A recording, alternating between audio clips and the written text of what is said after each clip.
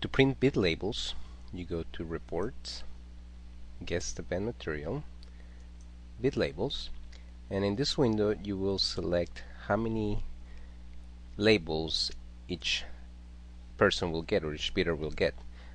You can select between different shuffle types. You have natural spread, paired strips, single strips. We usually recommend to do single strips, and when you have about 200 items, we recommend that you do 2 strips per singles, or half a sheet, and you do 3 strips per couples. So a full sheet of labels is 4 columns and it's 80 labels, so 20 labels per column. And when you cut those, it creates strips, so you'll have 4 strips with 20 labels on each strip. And this is what we're going to be doing here. So you also have the option to select to include this warning in the top label, and you can select the percentage of anonymous labels. In this case I have it set to 50, so that 50% of the labels will show the bidder name and the other 50% will not. Alright, so we're going to take a look at this. So you can select bid ID list, or when you're ready to print everybody, you simply select everyone. In this case we're only going to do bid ID list, and we're going to sort the output by guest name, which is recommended.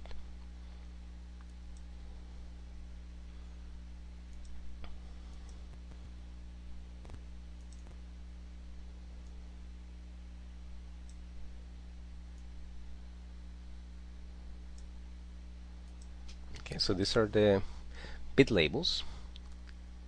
As you can see, we have the do not lose warning here at the top, and the top half of the labels will have a name, and the bottom half will not.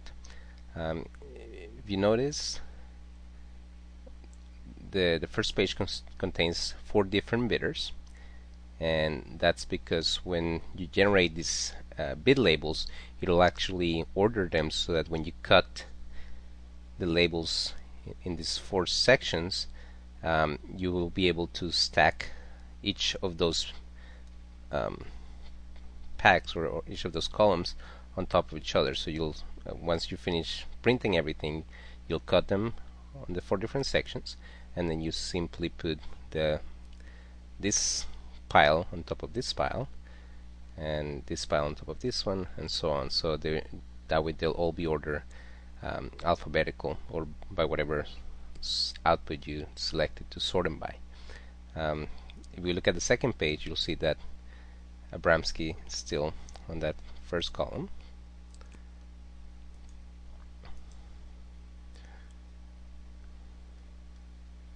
Okay. You can also, if you don't want to do all the cutting required for strips, you can always choose to do paired strips, in which case you can select either full sheet or half sheet for the bidders.